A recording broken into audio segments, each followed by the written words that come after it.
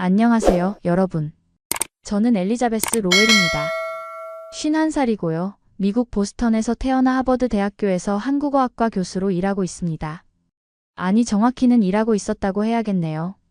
지금은 서울 관악구에서 한국인 남편과 살고 있거든요. 여러분도 궁금하실 거예요. 어떻게 미국에서 평생 살던 교수가 갑자기 한국으로 와서 결혼까지 하게 되었을까요? 사실 처음에는 딸의 결혼식 참석차 한국에 온 게 전부였어요.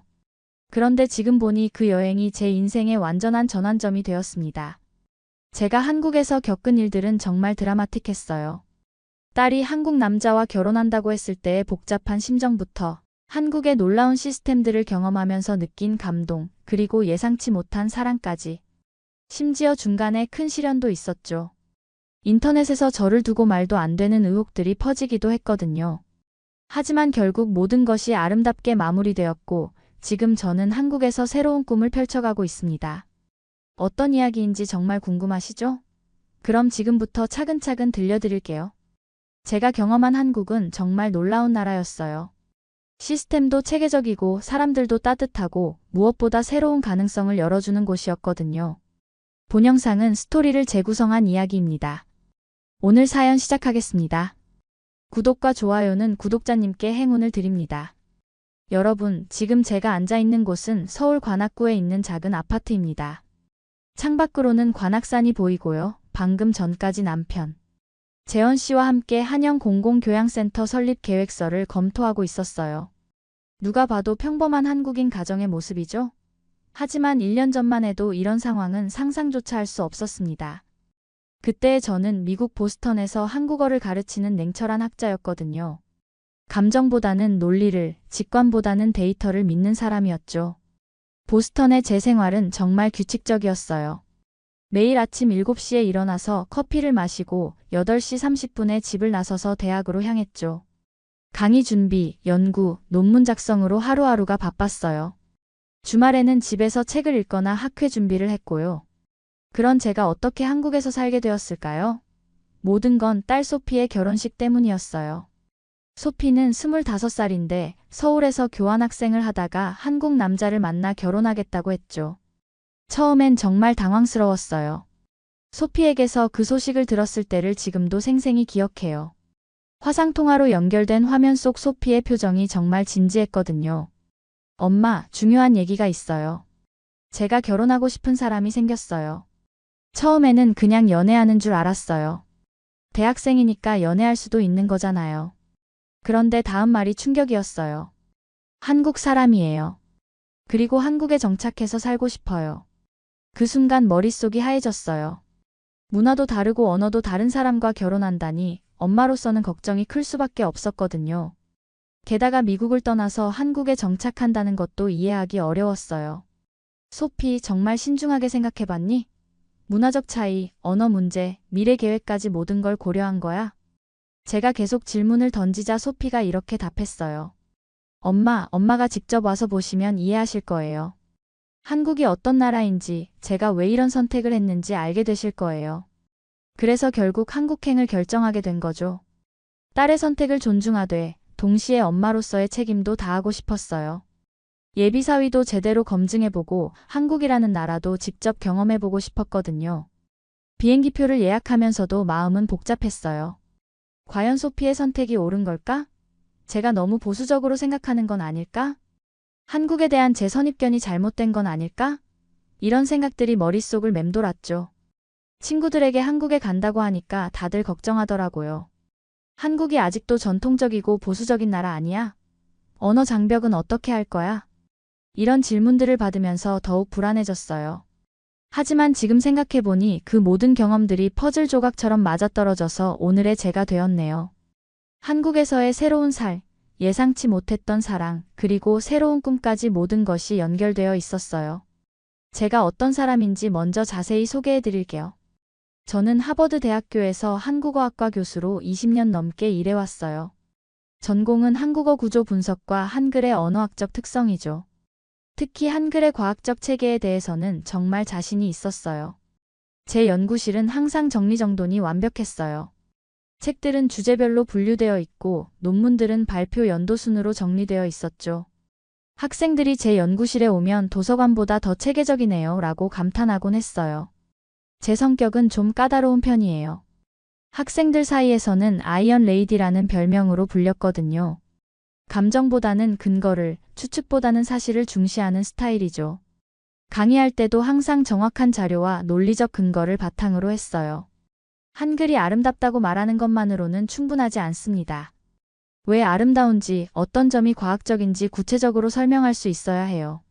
이런 식으로 학생들에게 항상 논리적 사고를 요구했죠. 처음에는 학생들이 부담스러워했지만 나중에는 이런 훈련이 얼마나 도움이 되는지 깨닫더라고요. 연구 분야에서는 특히 한글의 음성학적 특성을 집중적으로 연구했어요. 자음과 모음의 결합 원리, 받침의 음성 변화, 높낮이와 강세의 패턴까지 정말 세밀하게 분석했거든요. 한글은 단순히 표음 문자가 아닙니다. 발음 기관의 모양을 본떠 만든 표의 문자적 특성도 가지고 있어요. 이런 연구 결과들을 국제학회에서 발표할 때마다 많은 관심을 받았어요. 특히 서양 언어학자들이 한글의 독창성에 놀라워하는 모습을 볼 때 정말 뿌듯했어요. 소피는 제가 혼자 키웠습니다. 남편과는 소피가 어렸을 때 헤어졌거든요. 성격 차이와 가치관의 차이 때문이었어요. 그 이후로는 혼자 살겠다고 마음먹었죠. 그래서 소피를 더욱 철저하게 키웠어요. 공부도 열심히 하게 했고 독립적으로 생각하고 판단할 수 있는 아이로 키우려고 노력했어요. 매일 저녁 식사 시간에는 하루 있었던 일들을 나누면서 토론하는 시간을 가졌어요. 소피, 오늘 학교에서 배운 것 중에 가장 흥미로웠던 건 뭐야? 엄마, 역사 시간에 한국 전쟁에 대해 배웠는데요. 정말 복잡한 상황이었더라고요. 이런 식으로 소피와 깊이 있는 대화를 나누면서 키웠어요. 그래서인지 소피는 어려서부터 자기 생각을 명확하게 표현하는 아이였어요. 그런 소피가 대학교 3학년 때 한국으로 교환학생을 간다고 했을 때도 처음엔 반대했어요. 물론 학문적으로는 한국에 대해 잘 알고 있었지만 실제 생활은 다른 문제였거든요. 아시아 문화에 대한 로망 때문에 현실을 제대로 못 보는 건 아닐까? 이런 걱정이 들었어요. 특히 한국의 가부장적 문화나 경쟁이 치열한 사회 분위기가 소피에게 맞을지 의문이었거든요. 하지만 소피는 제 성격을 닮아서 한번 결정하면 꺾이지 않더라고요. 한국어도 미리 공부하고 한국 문화에 대한 책도 읽어가면서 정말 준비성 있게 떠났어요. 엄마, 제가 한국에서 뭘 배우고 올지 기대해주세요. 소피가 떠나기 전에 한 말이었어요. 그때는 단순히 1년 공부하고 올 거라고 생각했는데 설마 그곳에서 평생 반려자를 만날 줄은 몰랐죠. 1년 후 소피에게서 깜짝 놀랄 소식을 들었어요. 한국에서 만난 남자친구와 결혼하고 싶다는 거였죠. 그것도 한국에 정착해서 살겠다고 하더라고요. 솔직히 말하면 처음에는 반대했어요. 문화적 차이를 제대로 이해하고 있니? 언어 장벽은 어떻게 할 거야? 한국의 가부장적 문화에 적응할 수 있겠어? 이런 질문들을 계속 던졌죠. 인천공항에 도착했을 때의 첫인상은 정말 강렬했어요. 미국에서 온 제가 봐도 놀라운 수준의 시스템이었거든요. 비행기에서 내리자마자 느낀 건 공항의 청결함이었어요. 바닥이 거울처럼 반짝거리고 화장실도 정말 깨끗하더라고요. 먼저 공항 자체가 엄청나게 체계적이었어요. 표지판들이 한국어, 영어, 중국어, 일본어로 친절하게 되어 있고 길 찾기가 전혀 어렵지 않았죠. 특히 바닥에 있는 색깔별 안내선이 정말 도움이 됐어요. 출구는 노란색을 따라가세요. 환승은 파란색을 따라가세요. 이런 식으로 되어 있어서 처음 온 외국인도 쉽게 길을 찾을 수 있었어요. 입국 심사도 정말 빨랐어요. 미국 공항에서는 1시간씩 기다리는 것도 다반사인데 여기서는 10분 만에 끝났거든요.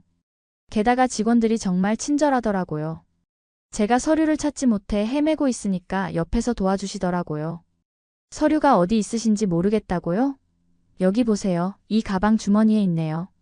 이런 식으로 친절하게 도와주시는 모습에 첫인상이 정말 좋았어요. 그런데 진짜 놀라운 건 교통 시스템이었어요. 공항철도, 지하철, 버스가 모두 하나의 교통카드로 연결되어 있는 거였죠.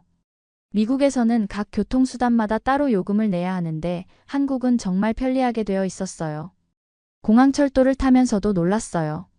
좌석이 넓고 편안한 것은 물론이고 와이파이도 무료로 제공되더라고요. 게다가 차내 안내방송이 한국어와 영어로 친절하게 나오니까 전혀 불안하지 않았어요. 서울역에 도착해서 지하철로 환승할 때도 감탄했어요. 환승 거리가 생각보다 가깝고 안내 표지가 정말 명확하더라고요. 특히 엘리베이터와 에스컬레이터가 잘 설치되어 있어서 무거운 짐을 끌고 다니기 편했어요. 지하철을 타면서도 감탄했어요. 정시 운행은 기본이고 역마다 스크린도어가 설치되어 있어서 안전하더라고요. 게다가 와이파이도 무료로 제공되고 역 안내 방송도 한국어와 영어로 친절하게 해주죠. 다음 역은 종로 3가역입니다. The next station is JONGNO 3-가. 이런 식으로 정확하고 친절한 안내를 들으면서 한국의 서비스 정신에 감탄했어요. 소피가 마중 나와서 처음으로 한국의 모바일 시스템을 경험해 봤어요. 길 찾기 앱, 지하철 앱, 심지어 배달 앱까지 모든 게 한국어와 영어를 지원하더라고요. 엄마, 이 앱 보세요. 지하철 실시간 도착 정보까지 나와요. 정말 신기했어요. 몇 분 후에 지하철이 올지 막차는 몇 시인지까지 다 나오더라고요. 특히 정부24라는 앱은 정말 놀라웠어요. 각종 민원을 집에서도 처리할 수 있다니 미국에서는 상상도 할 수 없는 일이었거든요. 주민등록 등본, 건강보험 납부 확인서, 심지어 세금 신고까지 모바일로 할 수 있어요.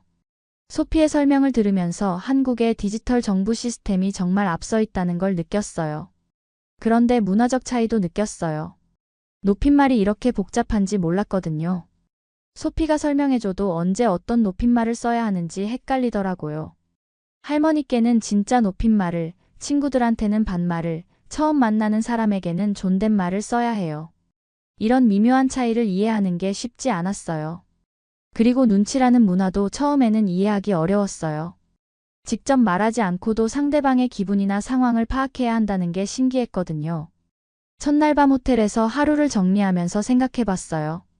제가 가지고 있던 한국에 대한 선입견들이 하나둘씩 무너지고 있다는 걸 느꼈거든요. 적어도 시스템적인 면에서는 한국이 미국보다 앞선 부분들이 많았어요. 다음날 드디어 예비사위 김태성 씨를 만날 차례가 되었어요. 솔직히 말하면 엄청 긴장했거든요. 딸의 평생 반려자가 될 사람을 처음 보는 거니까 당연히 까다롭게 볼 수밖에 없었죠. 전날 밤에는 잠도 제대로 못 잤어요. 어떤 질문을 할지, 어떤 점을 중점적으로 봐야 할지 계속 생각했거든요. 심지어 질문 목록까지 만들어뒀어요. 만남 장소는 강남에 있는 한정식집이었어요. 태성 씨가 직접 예약해뒀더라고요. 소피가 설명해주길 태성 씨가 정말 신중하게 장소를 골랐다고 하더라고요. 한정식이면 어머니께서 한국 문화도 경험하시고 대화하기에도 좋을 거라고 생각해서 정했대요. 이런 배려심부터가 좋은 인상을 줬어요. 제가 도착했을 때 이미 태성 씨와 소피가 기다리고 있었는데 태성 씨가 일어나서 정중하게 인사를 하더라고요. 안녕하세요, 어머님. 김태성입니다. 소피를 통해서 많은 이야기를 들었어요. 첫인상은 나쁘지 않았어요. 깔끔하게 차려입었고 예의도 바르더라고요. 키도 적당히 크고 눈빛도 진실해 보였어요. 하지만 저는 외모보다는 내면을 보는 사람이거든요. 본격적인 질문을 시작했죠. 태성 씨는 어떤 일을 하세요? 에듀테크 스타트업에서 엔지니어로 일하고 있어요. 교육용 앱 개발이 주 업무고 특히 언어학습 플랫폼에 관심이 많습니다. 이 대답에서 좀 놀랐어요. 제 전공인 언어학과 연관이 있는 분야더라고요. 그래서 좀 더 자세히 물어봤죠. 언어학습에 관심이 있다고 하셨는데 구체적으로 어떤 연구를 하세요? 태성 씨는 차분하게 설명해줬어요. 한국어 학습자들이 겪는 어려움을 분석해서 맞춤형 학습 솔루션을 개발한다는 내용이었어요. 특히 발음 교정에 관심이 많아요. 외국인들이 한국어 발음할 때 가장 어려워하는 부분을 AI로 분석해서 개별 맞춤, 피드백을 주는 프로그램을 개발하고 있어요. 이런 얘기를 들으니까 정말 전문적이더라고요. 단순히 앱을 만드는 게 아니라 언어학적 이론을 바탕으로 한 체계적인 접근이었어요. 어머님의 논문도 참고하고 있어요. 한글 음운 체계에 관한 연구가 정말 도움이 많이 됐어요. 이 말을 듣고 정말 놀랐어요. 제 논문을 읽었다는 거잖아요. 그것도 단순히 읽기만 한 게 아니라 실제 개발에 활용하고 있다니. 다음으로 가족관계에 대해서도 물어봤어요. 태성 씨는 부모님을 정말 존경한다고 하더라고요. 아버지는 중학교 수학 선생님이시고 어머니는 간호사세요. 두 분 다 정말 성실하신 분들이에요. 매주 주말마다 안부를 묻고 명절에는 반드시 함께 시간을 보낸다고 했어요. 부모님께 용돈도 꼬박꼬박 드린다고 하더라고요. 부모님이 저를 키우시느라 정말 고생 많이 하셨거든요. 이제 제가 보답할 차례죠. 이런 가족관을 들으니까 마음이 놓였어요. 부모를 소중히 여기는 사람이 배우자도 소중히 여길 거라는 생각이 들었거든요. 식사하는 모습도 유심히 관찰했어요. 젓가락질도 깔끔하게 하고 어른을 배려하는 모습도 자연스러웠거든요. 제가 뭔가 어색해할 때마다 친절하게 설명해 주기도 했고요. 어머님, 이건 갈비찜인데 한국의 대표적인 음식 중 하나예요. 간이 좀 센 편이니까 밥과 함께 드시면 좋을 거예요. 이 나물은 도라지인데 기침에 좋다고 해서 어르신들이 좋아하세요. 이런 식으로 세심하게 챙겨주는 모습을 보면서 점점 호감이 생겼어요. 가장 중요한 질문을 했어요. 소피와 결혼해서 어떤 가정을 만들고 싶으세요? 태성 씨는 잠시 생각하더니 이렇게 답했어요. 서로 다른 문화를 존중하면서도 함께 성장할 수 있는 가정을 만들고 싶어요. 소피의 꿈도 응원하고 제 꿈도 함께 나누면서요. 그리고 두 나라의 장점을 모두 가진 아이들을 키우고 싶어요. 정말 성숙한 답변이었어요. 단순히 사랑한다는 감정적인 대답이 아니라 구체적인 비전을 가지고 있더라고요. 그때 확신했어요. 이 사람이라면 제 딸을 맡겨도 되겠다고 말이죠. 결혼식 날이 드디어 왔어요. 장소는 서울 시내의 웨딩홀이었는데 정말 아름답게 꾸며져 있더라고요. 그런데 제가 상상했던 것과는 좀 달랐어요. 서양식과 한국 전통식을 혼합한 독특한 형태였거든요. 웨딩홀에 들어서자마자 눈에 띈 건 장식이었어요. 백합과 장미로 꾸민 서양식 장식 옆에 연꽃과 국화로 만든 한국 전통 장식이 조화롭게 어우러져 있었어요. 정말 아름답네요. 두 문화가 이렇게 자연스럽게 어울릴 수 있구나. 혼자 중얼거리면서 감탄했어요. 먼저 한복을 입은 신랑 신부가 입장했어요. 소피가 입은 한복이 정말 아름다웠거든요. 분홍색과 하얀색의 조화가 너무 우아하더라고요. 치마가 살랑살랑 움직이는 모습이 정말 우아했어요. 태성 씨도 전통 한복을 입고 있었는데 평소와는 완전히 다른 모습이었어요. 우리 딸이 정말 한국 공주 같네요. 옆에 앉은 태성 씨 어머님이 소피를 보며 흐뭇하게 웃으시더라고요. 저도 모르게 눈물이 글썽해졌어요. 전통 혼례 순서를 따라 진행되는데 하나하나가 다 의미가 있더라고요. 특히 대례 과정에서 신랑 신부가 서로에게 절하는 모습을 보면서 깊은 감동을 받았어요. 단순한 의례가 아니라 서로에 대한 존경과 약속을 표현하는 거더라고요. 이제 두 분은 한 몸이 되어 평생을 함께하겠다고 하늘과 땅 그리고 조상님께 맹세하는 것입니다. 주례사를 하시는 분의 설명을 들으면서 한국 전통 혼례의 깊은 의미를 알게 됐어요. 그리고 패백 의식이 정말 인상적이었어요. 신부가 시부모님께 절하고 인사드리는 모습인데 처음에는 좀 어색했어요. 미국 문화에서는 볼 수 없는 광경이었거든요. 하지만 태성 씨 부모님이 소피를 정말 따뜻하게 맞아주시는 걸 보면서 마음이 뭉클해졌어요. 특히 시어머님이 소피에게 금반지를 끼워주시면서 하신 말씀이 잊을 수 없어요. 이제 우리 딸이 되었습니다. 멀리서 온 소중한 딸을 잘 모시겠습니다. 그 순간 제 눈에서도 눈물이 났어요. 문화는 다르지만 가족을 사랑하는 마음은 똑같다는 걸 느꼈거든요. 시아버님도 정말 다정하셨어요. 소피에게 한국어로 천천히 말씀하시는데 태성 씨가 통역해줬어요. 아버님이 소피를 진짜 딸처럼 생각하신다고 한국말 배우는 것도 천천히 하라고 하세요. 이런 따뜻한 배려를 받으면서 소피도 정말 감동받은 표정이었어요. 이어서 서양식 예식도 진행됐어요. 웨딩드레스로 갈아입은 소피가 다시 입장하는데 이번에는 제가 함께 걸었어요. 아이를 걸으면서 지난 25년간의 기억들이 스쳐 지나갔어요. 어렸을 때 처음 걸음마를 배우던 소피, 초등학교 입학식에서 떨던 모습, 고등학교 졸업식에서 자랑스러워하던 모습까지. 모든 순간들이 파노라마처럼 스쳐갔어요. 엄마, 정말 고마워요. 혼자 저를 키우시느라 얼마나 힘드셨을까요? 소피가 제 팔짱을 끼고 속삭이는 말에 또 눈물이 났어요. 서약서를 낭독하는 부분에서는 정말 울컥했어요. 태성 씨가 한국어로 먼저 서약하고 소피가 영어로 답하는 형식이었거든요. 두 나라의 언어로 사랑을 약속하는 모습이 정말 아름다웠어요. 나 김태성은 소피를 평생 사랑하고 보호하며 기쁠 때나 슬플 때나 함께 하겠습니다. I, 소피, 프라머스 투 러브 언드 체리시. TASUNG for the rest of my life, in good times and in bad. 이런 식으로 두 언어로 서약하는 모습이 정말 감동적이었어요. 주례사도 특별했어요. 태성 씨의 대학 선배님이 주례를 봤는데 정말 의미 깊은 말씀을 해주셨어요. 사랑은 언어를 넘어서고 문화의 경계를 허무는 것입니다. 두 분의 결합은 단순히 개인적인 사랑을 넘어서 두 나라를 잇는 다리가 될 것입니다. 이 말씀이 제 마음에 깊이 와 닿았어요. 피로연에서는 양가 가족들이 함께 어울렸어요. 처음에는 언어 때문에 소통이 어려울까 걱정했는데 생각보다 분위기가 화기애애했어요. 서로 번역해가면서 대화하는 모습이 정말 보기 좋았거든요.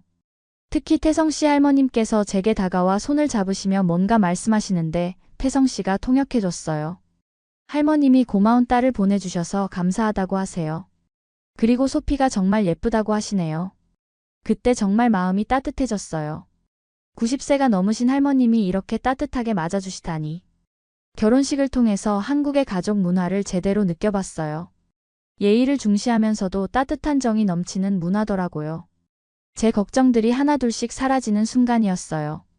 그리고 무엇보다도 소피와 태성 씨가 정말 행복해하는 모습을 보면서 제 마음도 편해졌어요. 사랑은 정말 국경을 넘는다는 걸 느꼈거든요.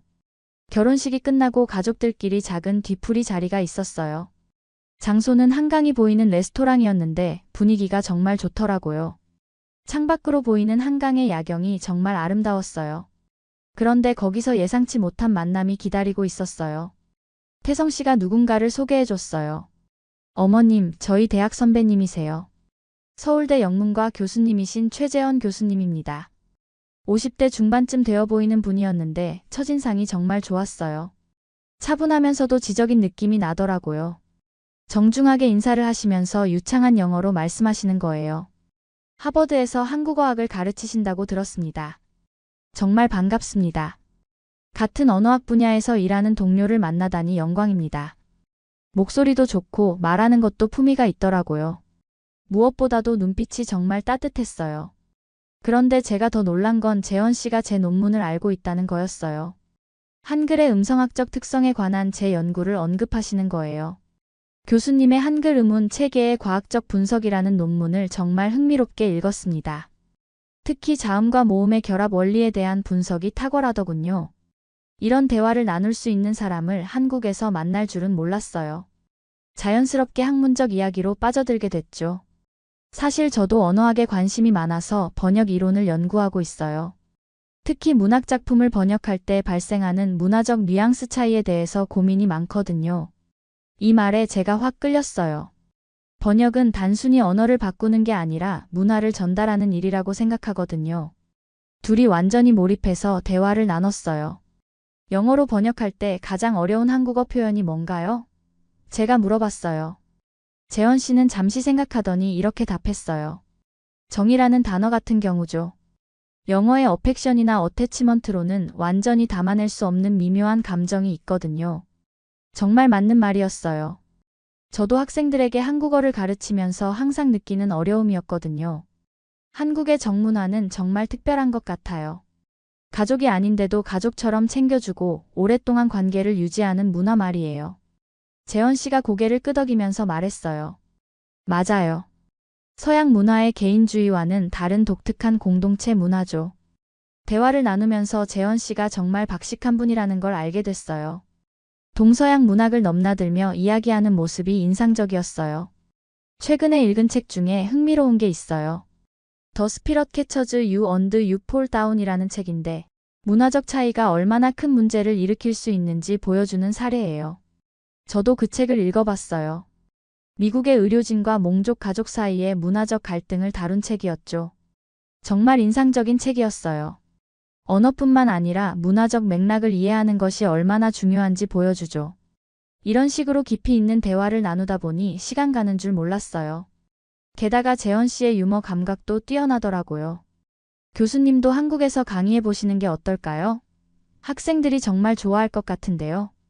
이 제안에 제가 웃으며 대답했어요. 제 한국어 실력으로는 무리일 것 같은데요. 그럼 영어로 하시면 되죠. 요즘 대학들이 국제화에 관심이 많거든요. 특히 하버드 교수님이 오신다면 학생들이 정말 흥미로워할 거예요. 그렇게 자연스럽게 이야기를 나누다 보니 다른 사람들이 벌써 자리를 정리하고 있더라고요. 정말 시간이 빨리 갔어요. 마지막에 재현 씨가 명함을 주면서 말했어요. 한국에 계시는 동안 궁금한 게 있으면 언제든 연락하세요. 서울 구경도 제대로 안내해 드릴게요. 명함을 받으면서 마음이 묘하게 설렜어요. 오랜만에 이렇게 깊이 있는 대화를 나눈 사람을 만났거든요. 그날 밤 호텔로 돌아가면서 계속 재현 씨 생각이 났어요. 학문적으로도 뛰어나고 인격적으로도 훌륭한 분 같았어요. 무엇보다도 대화가 정말 즐거웠거든요. 소피에게 재현 씨에 대해 물어봤어요. 재현 교수님은 어떤 분이세요? 정말 좋은 분이에요. 태성이 대학 다닐 때부터 아끼는 선배님이고 인품도 훌륭하시고 학문적으로도 존경받는 분이에요.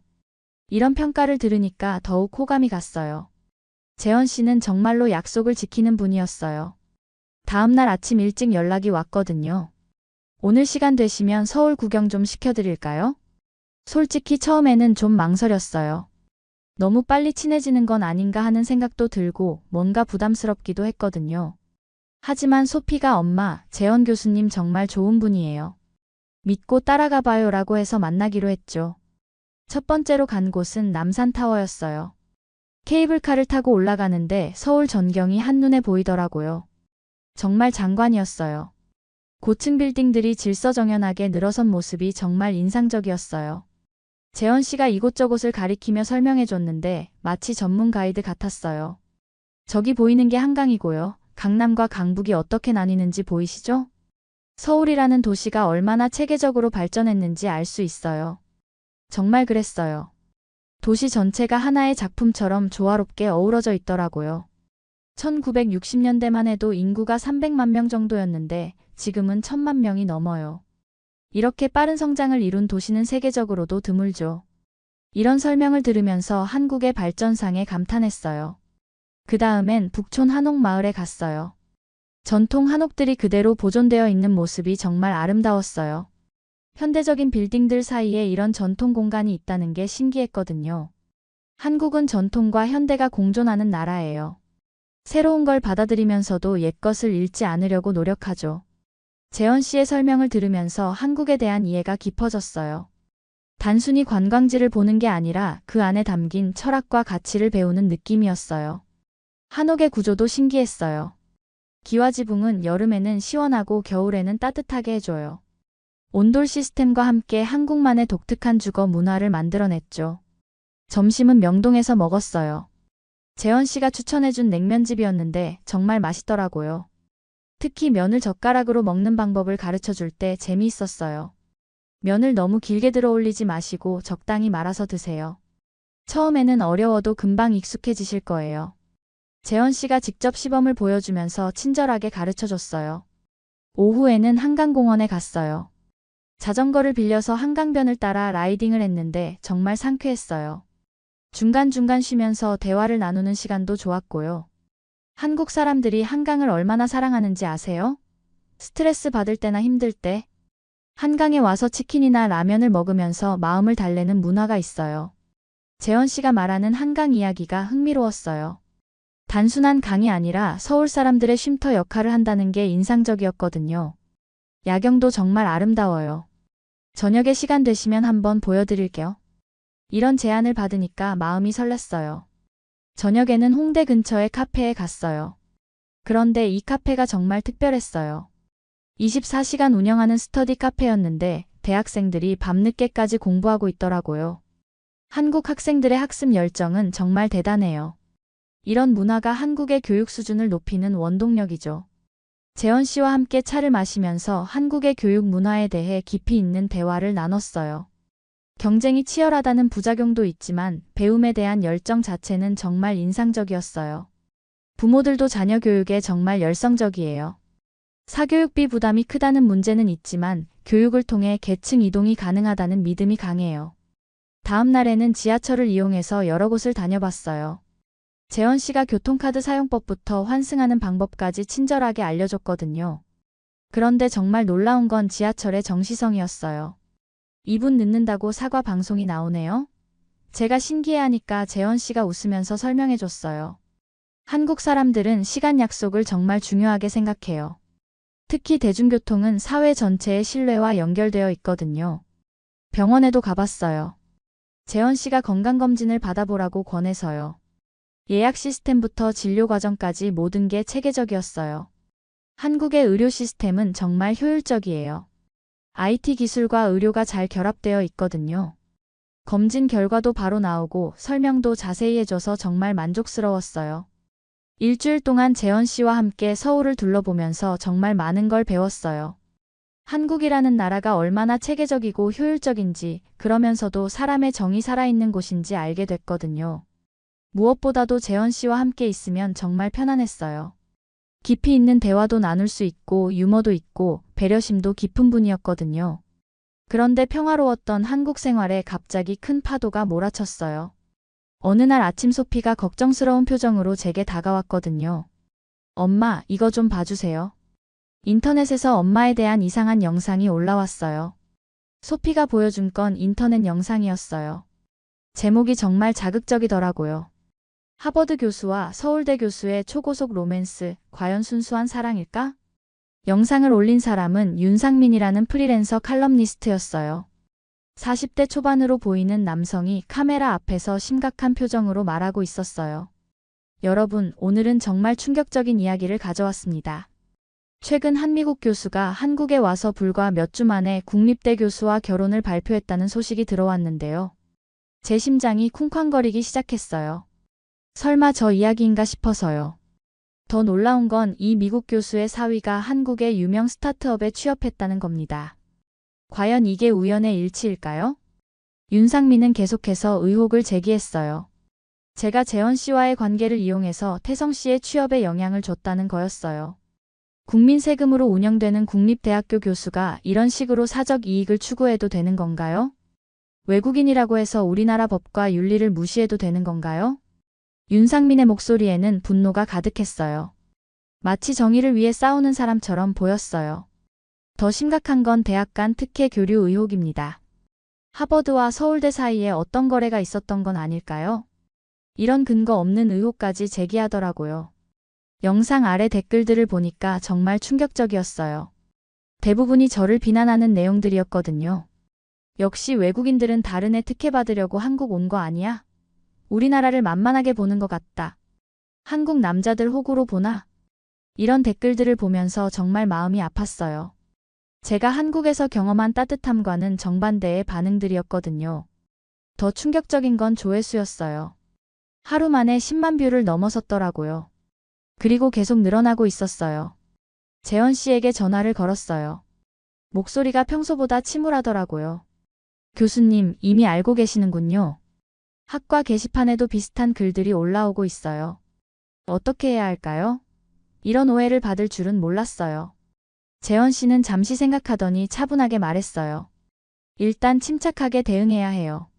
감정적으로 반응하면 더 큰 오해를 불러일으킬 수 있거든요. 그날 밤 잠을 이룰 수가 없었어요. 정말 미국으로 돌아가야 하나 하는 생각까지 들었거든요. 제가 한국에 있는 것 때문에 재원 씨나 태성 씨에게 피해가 갈까봐 걱정됐어요. 다음 날에는 상황이 더 악화됐어요. 윤상민이 후속 영상을 올렸거든요. 이번에는 외국인 교수 특혜 의혹, 추가 정황 포착이라는 제목이었어요. 어제 영상 이후 제보가 들어왔습니다. 해당 미국 교수가 한국 체류 기간 중 여러 특혜를 받았다는 증언이 있었는데요. 물론 구체적인 증거는 없었어요. 모두 추측과 의혹만 제기하는 수준이었죠. 하지만 인터넷에서는 이미 기정사실처럼 받아들여지고 있었어요. VIP 대우를 받으며 한국을 구경했다. 특별한 편의를 제공받았다. 이런 식의 추측들이 난무했어요. 소피와 태성 씨도 걱정이 많았어요. 특히 태성 씨는 회사에서도 눈치를 보게 됐다고 하더라고요. 어머님, 괜찮습니다. 시간이 지나면 오해가 풀릴 거예요. 태성 씨가 위로해줬지만 제 마음은 무거웠어요. 태성 씨 부모님도 걱정이 많으셨어요. 특히 시어머님은 소피를 붙들고 눈물까지 흘리시더라고요. 우리 며느리까지 힘들게 하는구나. 정말 미안하다. 이런 모습을 보니까 더욱 죄송한 마음이 들었어요. 가장 힘든 건 한국에 대한 제 생각이 흔들리기 시작했다는 거였어요. 그동안 경험했던 따뜻함과 체계적인 시스템들이 모두 가짜였나 하는 의심이 들었거든요. 정말 제가 너무 순진했던 걸까요? 겉으로는 친절하지만 속으로는 다르게 생각하는 건 아닐까요? 재원 씨에게 이런 말을 하니까 안타까워 하시더라고요. 교수님, 인터넷의 일부 목소리가 전체를 대표하는 건 아니에요. 대부분의 사람들은 이런 의혹에 동조하지 않을 거예요. 하지만 현실적으로는 힘든 상황이었어요. 재원 씨도 학과에서 압박을 받고 있었거든요. 동료들이 조심스러워해요. 혹시 문제가 될까 봐서요. 이런 얘기를 들으니까 정말 미안했어요. 제 때문에 무고한 사람들이 피해를 받고 있었거든요. 윤상민의 세 번째 영상은 더욱 자극적이었어요. 외국인 교수 특혜 의혹, 정부 차원의 조사 필요하다는 제목으로 올라왔어요. 이제 개인 차원의 문제가 아닙니다. 국가적 차원에서 조사해야 할 사안이라고 생각합니다. 이런 식으로 사안을 키우려고 하더라고요. 댓글도 점점 더 악랄해졌어요. 추방시켜야 한다. 이런 사람들 때문에 국가 이미지가 실추된다. 이런 극단적인 의견들까지 나오기 시작했어요. 하지만 재원 씨는 포기하지 않았어요. 우리가 잘못한 게 없다면 당당하게 맞서야 해요. 침묵하면 인정하는 것으로 받아들여질 수도 있어요. 그때 깨달았어요. 이 상황을 극복하려면 정확한 사실로 대응해야 한다는 걸요. 재원 씨가 제안한 해결책은 의외로 단순했어요. 품위를 지키되 정확히 반박하자는 거였죠. 감정적으로 대응하거나 변명하면 오히려 의혹만 키울 뿐이에요. 대신 모든 과정을 투명하게 공개해서 사실로 말하게 하는 거죠. 정말 논리적인 접근이었어요. 학자다운 방법이었죠. 다음 날 재원 씨와 함께 구청 외국인지원센터에 갔어요. 박지연 팀장님이 저희를 도와주셨는데 정말 전문적이고 체계적으로 일을 처리하시더라고요. 혼인신고 절차부터 체류 자격 변경까지 모든 과정이 법적 절차에 따라 진행됐어요. 이 모든 기록이 다 남아있거든요. 박 팀장님은 저희가 거쳐온 모든 행정 절차를 차근차근 정리해줬어요. 입국 일자, 혼인신고 접수일, 체류 자격 변경 신청일까지 모든 게 명확했어요. 특별한 절차나 특혜는 전혀 없었어요. 모든 외국인이 거치는 일반적인 과정이었죠. 이런 공식적인 확인을 받으니까 마음이 좀 놓였어요. 태성 씨의 취업 과정도 투명하게 공개하기로 했어요. 회사 인사팀에 요청해서 채용 관련 모든 자료를 준비했죠. 저는 공개 채용을 통해 정당하게 입사했어요. 서류 전형, 코딩 테스트, 면접까지 모든 과정을 거쳤거든요. 태성 씨는 자신의 채용 과정을 상세히 설명했어요. 채용 공고가 올라간 날짜, 지원서 제출일, 시험 일정까지 모든 게 기록되어 있었어요. 어머님과는 입사 후에 인사드린 거고 재원 교수님과도 그때 처음 뵈었거든요. 시간상으로 봐도 제 채용과는 전혀 관련이 없어요. 이런 객관적인 자료들을 정리하니까 윤상민의 주장이 얼마나 근거 없는지 명확해졌어요. 재원 씨도 대학 내 교원 윤리 규정을 찾아봤어요. 혹시 문제가 될 만한 부분이 있는지 꼼꼼히 검토했죠. 저희 관계는 어떤 윤리 규정에도 위배되지 않아요. 오히려 국제 교류를 장려하는 대학 방침에 부합하죠. 대학 측에서도 공식적인 입장을 표명했어요. 해당 교수의 개인적 관계가 대학 업무나 학생 지도에 영향을 준 사실이 없다는 내용이었어요. 그리고 가장 중요한 증거는 시간순 기록이었어요. 제가 한국에 온 날짜, 재원 씨와 만난 날짜, 태성 씨가 입사한 날짜를 정확히 정리해보니 윤상민의 주장이 얼마나 억지스러운지 명확해졌어요. 태성 씨가 입사한 건 3월이고 제가 한국에 온 건 4월이에요. 시간적으로 봐도 말이 안 되는 주장이죠. 이런 객관적인 사실들을 정리하고 나니까 자신감이 생겼어요. 재원 씨가 조심스럽게 제안했어요. 이제 우리도 대응 영상을 만들어 볼까요? 품위 있게 하지만 명확하게요. 처음에는 망설였어요. 영상으로 대응하는 게 오히려 논란을 키우는 건 아닌가 싶어서요. 하지만 침묵하면 인정하는 것으로 받아들여질 수도 있다는 생각이 들었어요. 대응 영상은 정말 신중하게 만들었어요. 감정적인 표현은 최대한 자제하고 팩트만 차근차근 설명하는 방식으로요. 안녕하세요. 최근 저에 대한 의혹이 제기되어 직접 해명드리고자 합니다. 먼저 모든 과정을 시간순으로 정리해서 설명드리겠습니다. 영상에서 저는 차분하게 모든 경위를 설명했어요. 딸의 결혼식 참석차 한국에 온 것, 재원 씨와 우연히 만나게 된 과정, 태성 씨의 취업이 저와는 전혀 무관하다는 점 등을요. 재원 씨도 함께 나와서 대학의 국제 교류 정책과 윤리 규정에 대해 설명했어요. 태성 씨는 본인의 취업 과정을 투명하게 공개했고요. 저희는 숨길 것도 없고 부끄러워할 것도 없습니다. 모든 과정이 투명하고 정당했으니까요. 영상을 올리고 나서 반응을 지켜봤어요. 처음에는 여전히 의혹의 눈초리들이 많았지만 점차 이해하는 댓글들이 늘어나기 시작했어요. 사실을 보니까 억울하게 몰린 것 같네요. 시간표를 보니까 말이 안 되는 의혹이었네요.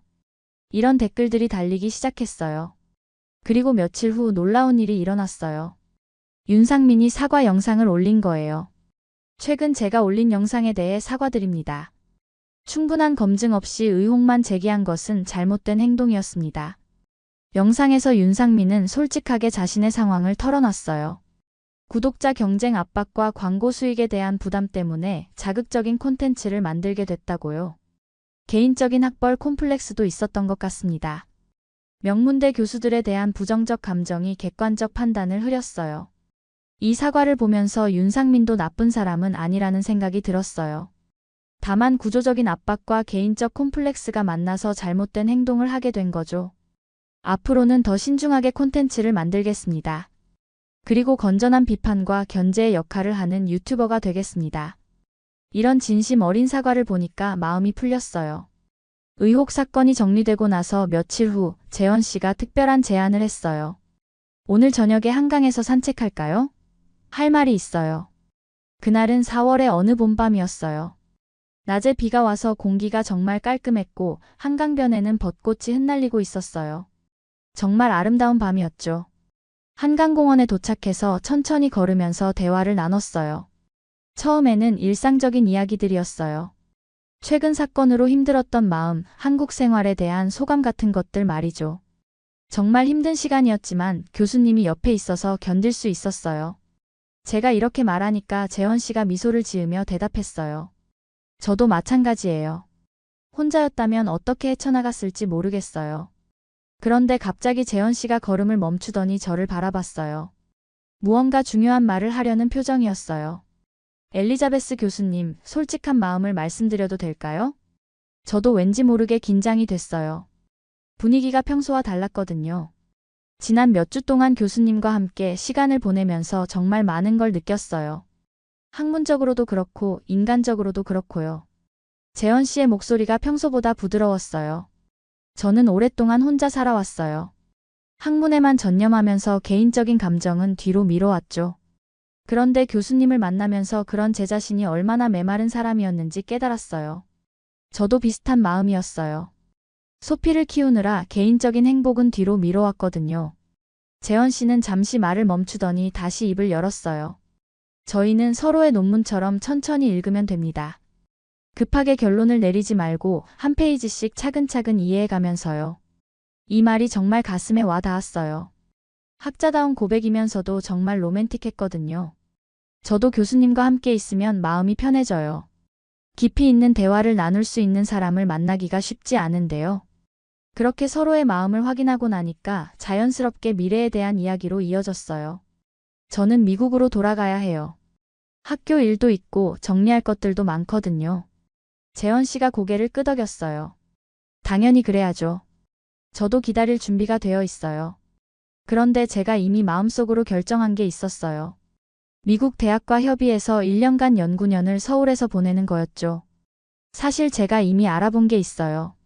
하버드에서 1년 연구년을 받을 수 있을 것 같아요. 한국어 교육 프로그램 개발을 위한 현지 연구라는 명목으로요. 재원 씨의 눈이 반짝였어요. 정말요? 그럼 우리가 함께 할 수 있는 프로젝트도 생각해 볼 수 있겠네요. 바로 그거였어요. 저희는 단순히 개인적인 관계만 생각하는 게 아니라 학문적 협력도 꿈꾸고 있었거든요. 한국과 미국을 잇는 공공교양 강연 프로그램은 어떨까요? 두 나라의 문학과 언어를 비교해서 일반 시민들에게 소개하는 거죠. 이 아이디어에 저도 완전히 빠져들었어요. 학자로서 오랫동안 꿈꿔왔던 일이었거든요. 상아탑에만 머물지 않고 일반 시민들과 지식을 나누는 거요. 한국의 시민 강연 문화가 정말 발달되어 있더라고요. 도서관마다 다양한 프로그램이 있고 사람들의 참여도도 높고요. 재원 씨가 맞장구 쳤어요. 맞아요. 평생교육에 대한 관심이 정말 높아요. 특히 어르신들의 학습 열애는 놀라울 정도예요. 생활 속 언어학이라는 주제로 강의하면 어떨까요? 일상에서 쓰는 언어의 과학적 원리를 쉽게 설명하는 거죠. 재현 씨도 아이디어를 보탰어요. 번역의 묘미도 좋을 것 같아요. 문학 작품을 함께 읽으면서 번역의 어려움과 재미를 경험해 보는 거죠. 그렇게 개인적인 사랑과 학문적 비전이 하나로 연결되는 순간이었어요. 저희는 단순히 연인이 아니라 같은 꿈을 가진 동반자가 되는 거였죠. 한강을 바라보면서 재현 씨가 마지막으로 말했어요. 교수님, 우리가 만든 이 다리가 많은 사람들에게 도움이 되었으면 좋겠어요. 언어와 문화의 다리, 그리고 두 나라를 잇는 다리 말이에요. 그 말을 들으면서 확신했어요. 제 선택이 옳다는 걸요. 이 사람과 함께라면 정말 의미 있는 일들을 할 수 있을 것 같았거든요. 6개월 후 저희는 정말 조용하고 아름다운 결혼식을 올렸어요. 큰 웨딩홀 대신 작은 교회를 빌려서 가족과 가까운 동료들만 초대했죠. 총 30명 정도의 소규모 결혼식이었어요. 준비 과정부터가 특별했어요. 저는 한복과 간단한 드레스를 준비했고 재현 씨는 전통 한복과 정장을 마련했어요. 모든 게 소박하지만 정성이 가득했죠. 가장 고민했던 건 서양문이었어요. 한국어로 할지 영어로 할지 아니면 두 언어를 다 사용할지 말이에요. 결국 두 언어로 번갈아가며 서약하기로 했어요. 두 나라의 언어로 서약하는 게 우리 관계를 가장 잘 표현하는 것 같아요.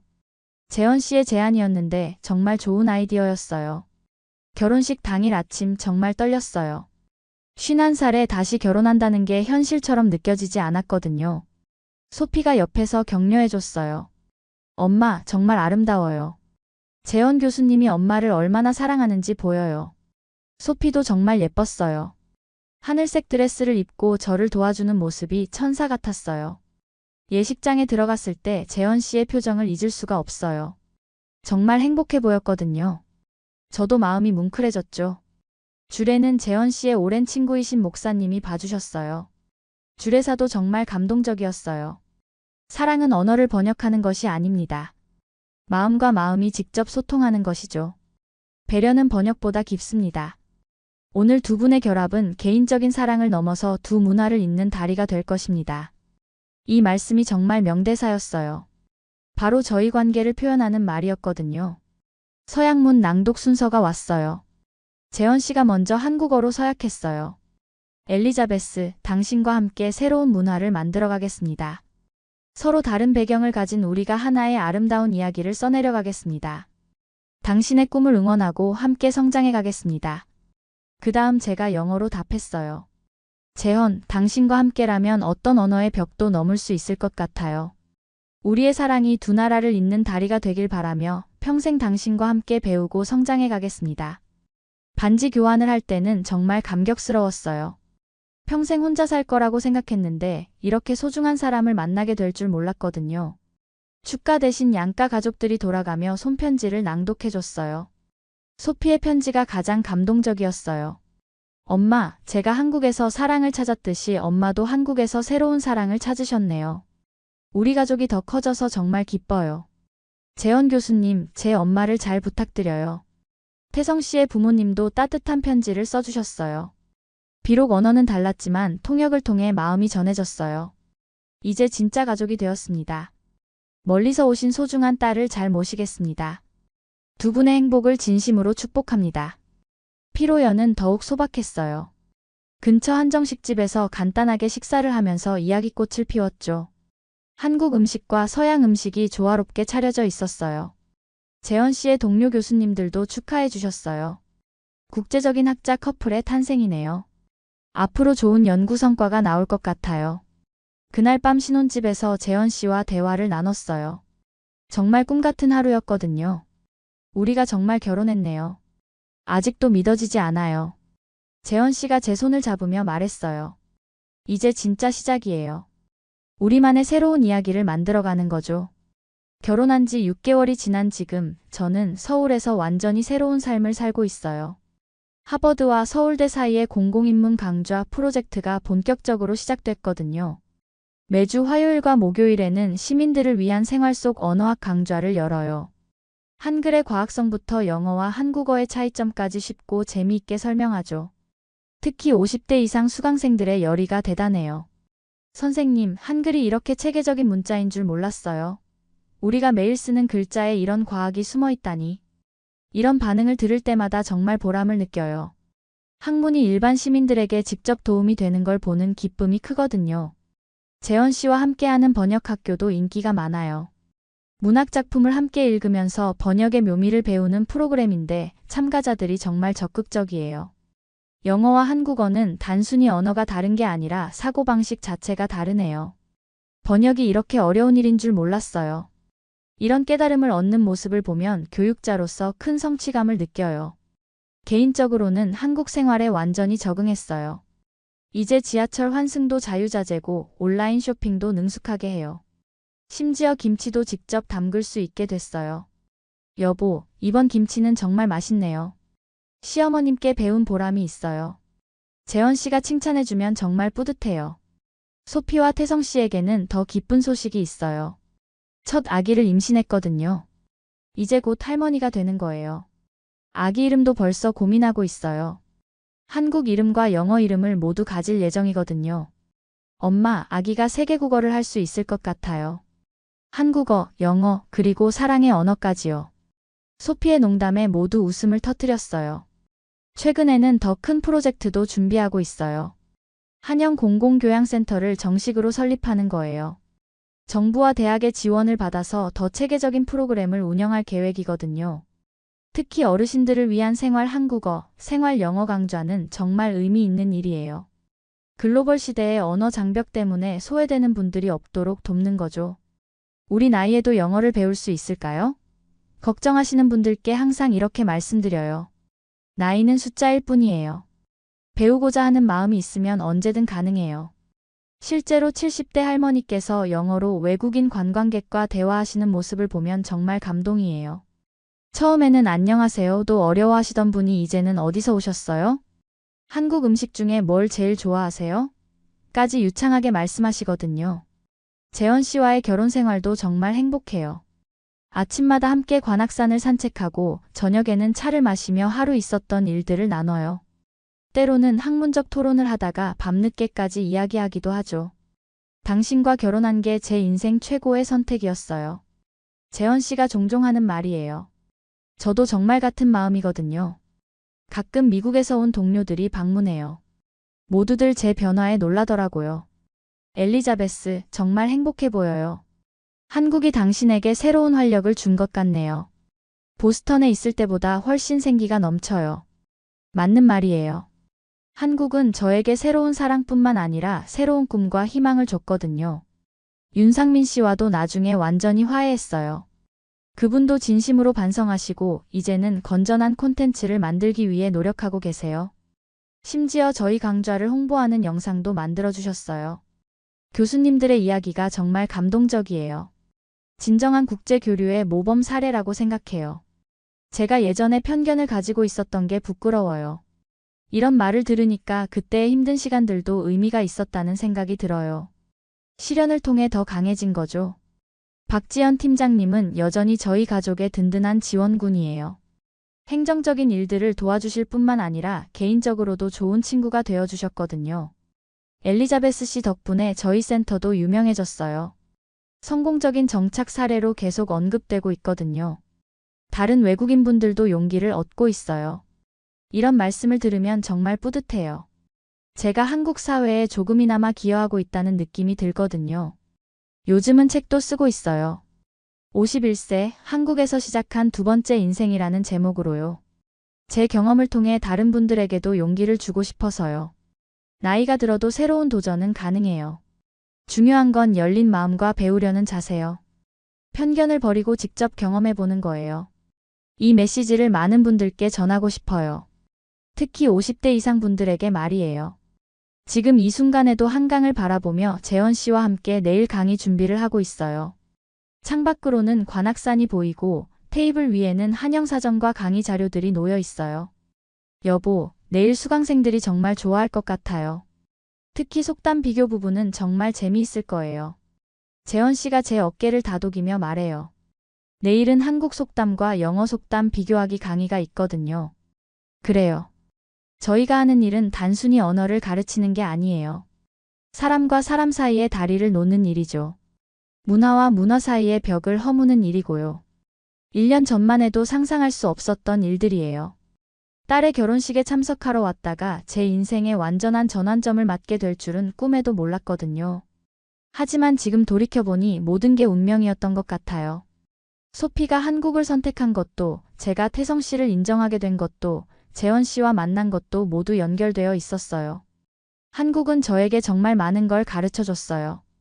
효율적인 시스템의 중요성, 사람에 대한 배려, 그리고 새로운 것을 받아들이는 열린 마음까지요. 무엇보다도 나이와 상관없이 새로운 도전을 할 수 있다는 용기를 줬어요. 앞으로도 계속 이곳에서 살면서 더 많은 사람들에게 도움이 되고 싶어요. 언어와 문화의 다리 역할을 하면서 두 나라를 더 가깝게 만드는 일에 기여하고 싶거든요. 사랑과 교양은 정말 국경을 넘어요. 제 경험이 그것을 증명하죠. 나이도, 국적도, 언어도 진정한 만남 앞에서는 장벽이 될 수 없어요. 지금 이 순간이 정말 행복해요. 사랑하는 사람과 함께 의미 있는 일을 하면서 새로운 꿈을 키워가고 있으니까요.